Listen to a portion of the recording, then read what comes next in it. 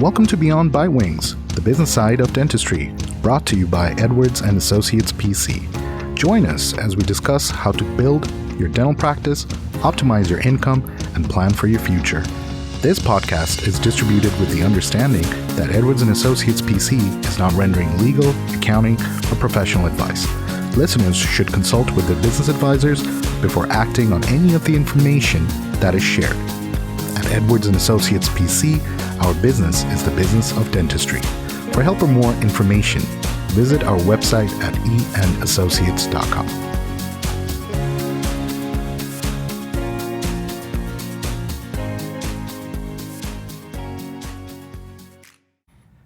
Hello and welcome to another episode of Beyond Bitewings. In today's episode, we will be talking about what to ask a DSO before you decide to sell.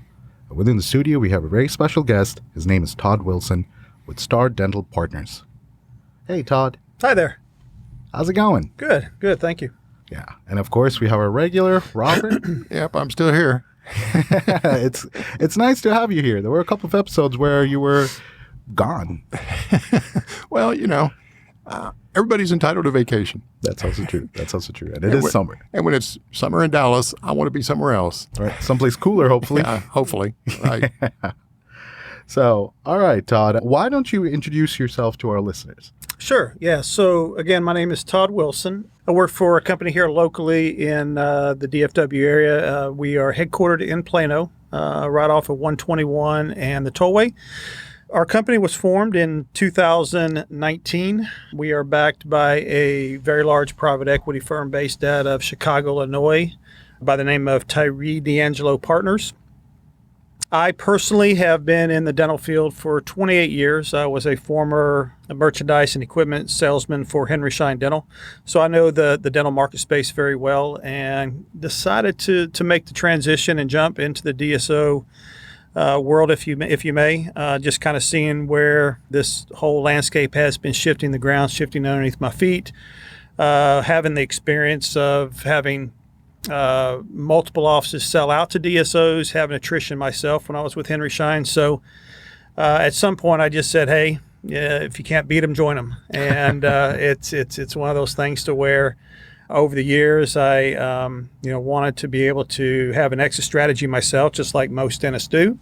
I'm 59 years of age today and had a plan to retire at 65, and this was kind of my path to do that. Okay. Did you say today?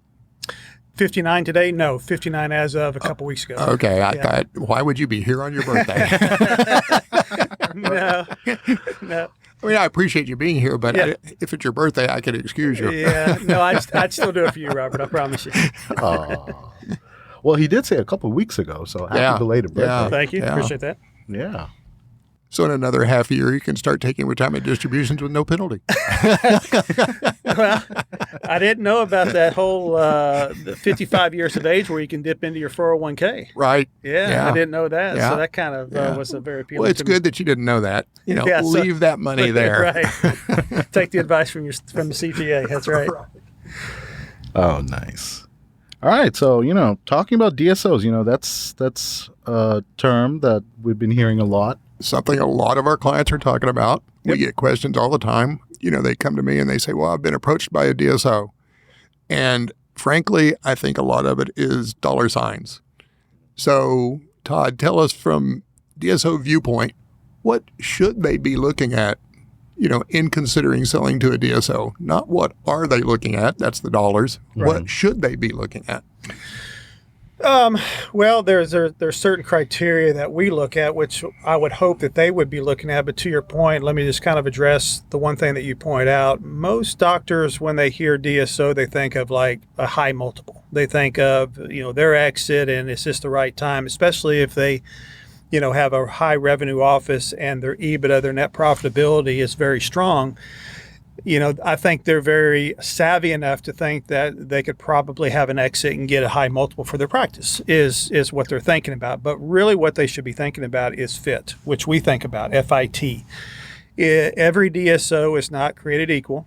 Number one, there are some good DSOs out there and there's some bad DSOs out there, just like in the dental world. There's not so good dentists and there's not so many. Any profession that you see, you're going to have that.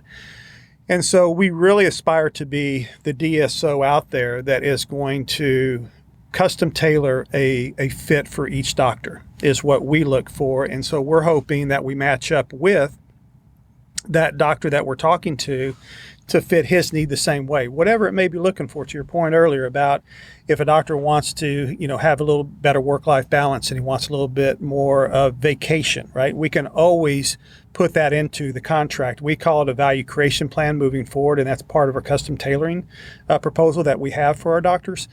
So just in a nutshell, again, going back to what they should be looking for, I feel like is that company that's best suited for them. Offer-wise, fit-wise, culturally-wise, everything on down the road, because at the end of the day, they're leaving their patients to, a company such as us to run it after they're gone, right? And Right. So if legacy is important, if their staff's important, there's certain criteria that way, we look to fulfill those needs. Okay. And I think a lot of times, they want to make sure their patients are taken care of. But, Right. I think the doctor is going to continue to work there for a while, right? Correct. Absolutely. Yeah. So our minimum right now is 3 years. When we very first started this company in 2019, it was 5 years. But we've backed that down. And as the company gets larger, we can take on more risk. Okay, so that we can back it down to a 3-year structured deal on their earn-out money. But maybe if they want to work longer, that's fine. We want them there as long as they want to be there, because at the end of the day, what are we truly partnering with? That doctor and the goodwill of the practice. And so you would allow them, this is a yes or no question, I guess, but would you allow them then to cut back after 3 years? Maybe they don't want to work 4 days a week anymore. Maybe they want to work 3 days, or, after another year, maybe they don't want to work 2 days. And then how do you make up the difference? You bring in another associate or what? Yeah. So again, that's structuring the value creation plan on the forefront. So if we can structure to where that doctor tells us, hey, I'll do a 5-year deal with you, but at the end of 2 years, I want you guys to start looking for an associate to backfill my position. Then I want to back out to 3 days a week. And then in year 3, I want to back down to 2 days a week. In year 4, I want to be a 1 day a week. So that could be a strategy that we put together to fulfill his needs and our needs, because ultimately what we have to do, we got to make sure that the business continues to go along, right? Yeah. So whatever associate we bring in, we've got to make sure we can feed him, all right, he or her, in the practice to make it a sustainable practice moving forward. But to your point, yes, is that something that we could do for the doctor? Absolutely. If he says that I want to do it in year 4, I still want to earn my comp up until year 4, but then I'm willing to really step it back after year 4, but I want you guys to have already that in place at year 4 to go on. Okay. Yep. And, a lot of the comments I hear from clients are, I'm tired of working with the administrative side of the practice. Yep. I'm tired of hiring and disciplining and dealing with the employees and the patients no showing. How involved do you guys get in the administrative side of a practice? So from every level, from the HR to the payroll to the marketing to the recruiting to the staffing recruiting, every aspect of the management side we are involved with. So from day one of partnership, the doctor no longer has to deal with making sure that anybody is going to be fired, or we want him or her to come to us, and then we do all the firing or the hiring. Okay, we take care of all the payroll. All I have to do is submit the invoices to us so we can do the payroll, and then we do all the marketing aspect of the practice. So we try and bring them onto our platform. If they don't have a platform, that's best, right? If they didn't have a website, so we just bring them on our platform and create a website and SEO presence for them. But if they do, slowly, surely, we start migrating them over to our platform, to where they don't have to do any of the marketing campaigns, don't have to do any of the mailers or anything that they don't want to. But if they want to contribute, if they want to stay involved in doing that, they have the ability to do that with us. And how do you determine a marketing budget for these practices? Because I know they may not be doing any marketing, or Right. they may be doing very little, because it's tough to see the value in marketing, because it's money you have to spend before you see a benefit. And doctors don't like to do that typically. Sure. So how do you guys determine how to develop a marketing program for a specific practice? So when we're going through underwriting, looking what the practice is valued at, we will normally allocate anywhere from a 1.5 to a 3% percentage of revenue in the marketing budget. Typically, a fee-for-service practice, from what I've seen in the past when we're going through underwriting, doesn't do a whole lot of marketing. They do have a lot of growth organically in the practice, so they don't feel like they need to. More PPO offices have done marketing in the past. But to answer your question, we evaluate it in that way. We, of course, do want to include a percentage of marketing, whatever it may be. It could be a small amount. It could be even a little bit larger amount. We got to make sure that we're trying to bring patient flow into the practice. What's your growth goal? Is it different for every practice, or is it the same for all of them? Oh, I mean, is there a certain percentage you guys are looking for? I wouldn't say a certain percentage. We, whatever we do partner with, we want to make sure we can grow. We want to make sure we have access to care. We want to make sure we have enough operatories to grow, right? Operatories is a big consideration when we take a look at a practice, and there's a couple other considerations that I'll mention here too. But as far as growing the practice, I mean, yeah, if an operatory has, or if a practice has 5 operatories or another practice has 10, you're going to have more growth opportunity in the 10 operatory practice, and depending on geographical area of it, the recruitability of it and all that, there's a lot of criteria that play into that. But to put a pin on how much we want to grow it, I don't think there's really just a number or a percentage. We want to grow every practice. Okay. Now, I guess I'm also curious about, so when a dentist decides to sell the practice to a DSO, what remains the same and what changes? Great question. So nothing, and I caveat this, really nothing changes for the doctor. Clinically does the same. We're not rebranding the practice. We're not here to disrupt the flow of anything that goes on from his day-to-day operations. The hygienist won't know a difference. The assistants won't know the difference. The only person that really would stand out that's going to notice a difference is the office manager. She's going to be tasked with a few more job responsibilities. And what does that look like for us? That basically makes sure that the staff members are clocking in, clocking out, because we do have a ADP payroll system that they will be doing that through, and it's through a computer system. It's not actually a machine on the wall. It's through the computer system. And just making sure that whoever is submitting invoices to us, they're doing that on a daily basis or a weekly basis to make sure they're keeping up getting the invoice over to us so we can pay the bills. Without that, we can't pay the bills. Making sure that they're keeping up with their PTO correctly, answering all the questions, or if they raise their hand and say, for instance, they have a vacuum compressor gone down, or a vacuum pump, or anything in the office that would prohibit them from doing dentistry. If the office manager raises their hand, speaks to the RDO, which is the regional director of operations for us, then they would be in constant communication with one another. So the way I see it is that the office manager becomes the quarterback of the operation for the office. We want the dentist to be involved, and we want the office manager to be involved. The dentist to be involved at the level of, we do what's called a monthly operating review. And the monthly operating review basically would go over numbers to make sure that where they have gone over production collection goals, and also too on where the doctor stands on his draw for the month and then for the quarter, and if we should be settling up with him, or if he's deficit, then paying the money back, Right. type of thing. I guess the big question is, what if the office doesn't have an office manager? Great question too. So we do need an office manager in the practice, and you could label it any different ways if you want to, but we have to have a quarterback, right? We have to have a point person to go to in the practice, and that's really true for all DSOs, I would think, and from what I've heard out there and seen, is that somebody has got to be the point person in the practice. Gotcha. Can it be a front desk person? Someone who's been there a while? Sure, yeah, it can be, as long as he or she is willing to take over that role. Sure, and if the doctor thinks that they're capable of doing that, yeah. Correct. Now, here's another thing I get asked, and I'm just curious. So, a lot of times, clients may want to increase their salary before selling to a DSO. Yep. Thinking that that's going to be the compensation going forward, even after the sale. So I guess I want you to clarify how that actually works. If they do that, and I do ask that on the front end, when was the last time you've given your team members a raise? Mm-hmm. Because that affects the underwriting, that affects the net profitability. If they've done that, then they should expect to probably get a little less for the purchase price of the practice.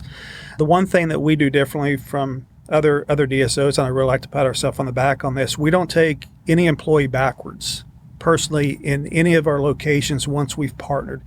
We do what's called a wage benefit analysis. And so as we're going through underwriting, we figure out kind of where they stand today, and if they have benefited from a 401k with a doctor or a profit sharing plan with a doctor or anything that's given them a leg up more than what we would offer them, we try and make them whole. And what does that mean? That means, like, for instance, if an assistant's paid $20 an hour, okay, and we know that, but the doctor's offering a profit sharing plan that we don't offer, okay, then we look to make them whole. So it could be now $23.50 an hour. Okay, so we don't want to ever take them backwards into a partnership, because the number one reason why the patients leave a practice historically is staff turnover. So if you have staff turnover, once you partner, then you have an exodus of your patient base that you just purchased or you just partnered with. And so what's the good in that? I mean, so we really try and do right by the team members, number one, because they are important just as well as the doctor's important to us. This doesn't have to be hard. If we partner all for the right reasons, it can be a win-win-win for everybody. And then let's talk about the equity portion of a DSO deal. Yep. I feel like a lot of people are not aware of it, or if they are, they have this negative connotation attached to that. Well, I think they may be aware of it, but it's nebulous. They don't understand it. Mm-hmm. So explain it. So equity is basically how I explained it. It's very simple. It's like shares in an IBM. It's like shares in Microsoft. It's like shares in NASDAQ or New York Stock Exchange. It's in a holding company is how we are positioned. So whenever we offer equity shares into the holding company, which would be Star Dental Partners, that comes out of the purchase price of their practice. So for instance, if we value the business at $1 million and we pay the doctor $600 cash up front, okay, so cash at closing is $600, there's $400 remaining. So we could offer him $100,000 in equity and $300 in an earnout, and earn out over 3 to 5 years to where he can get his money. So the equity piece then is bought in shares, right, at today's fair market value. So if today's fair market value is $5 a share, you can do the numbers, it's 20 shares, okay, of that, if it's on 100. So that's the actual number of shares that would be contributed into Star Dental Partners. And then when the company recapitalizes, which means sells, okay, which every DSO is out there to do, we are considered lower middle market, small cap investing, and we do all the buy and the build. And then we will be positioned to be sold to a mid-cap or large cap private equity firm down the road. Okay, I have two questions from that. One, continuing that line of thought on the equity, rollover equity. Yep. When they roll over equity, is that going into a big bucket, or is that bucket just for that practice? No, it's going into a big bucket.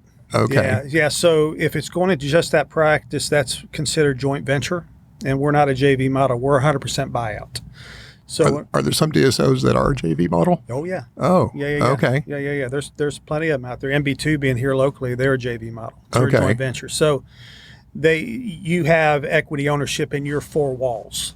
Okay. With us, you're in a big bucket. So the doctor would own the same shares as the private equity firm owns and as I would own. Anybody in the management team that has equity shares, it would be what's called Class B shares.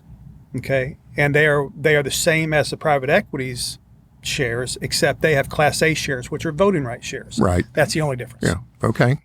All right. Good to know. So they wouldn't continue to own equity in their own practice, their own four walls. Right. But they would have equity in the overall holding company, which is all the practices that you have acquired. That's correct. Okay. Collectively. Good to know. Yep.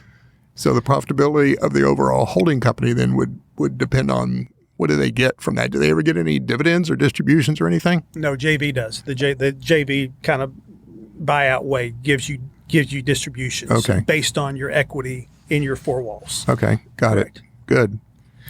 Ash, you have anything? Yeah, I do actually. So I was also thinking about the clients that don't just own the practice, but also the building. Mm-hmm. Right. So a lot of times, when they're operating, they sometimes set up the lease agreement where it's maybe tax beneficial or, set up in a certain way which helps the owner. Mm-hmm. So going forward, when the business is taken over, do you just take over the existing lease, or is there a new lease agreement that is expected? Yeah, so we could do a lease assignment, it's called a CAA, and the acronym's escaping me right now. It's consignment agreement assignment, something agreement. I can't think of the name of it. But yes, we can do it that way, or we can create a new lease. It depends. Most doctors, I'm finding out, don't have a lease with themselves. And so if they don't have a lease with themselves, then we'll just create a new lease. I'll vouch for that. Yes. Yeah. And so we'll just create a new lease, and then we go through the negotiating piece of it. We find out what fair market value is in the area, and then do a lease per square foot. And then typically, we need a place to do dentistry, so we'll do a 5-year with 2 5-year renewals. So for a doctor that owns his own property, it can be mailbox money, especially if it's paid off. It can be quite lucrative because we're going to be there a while, right?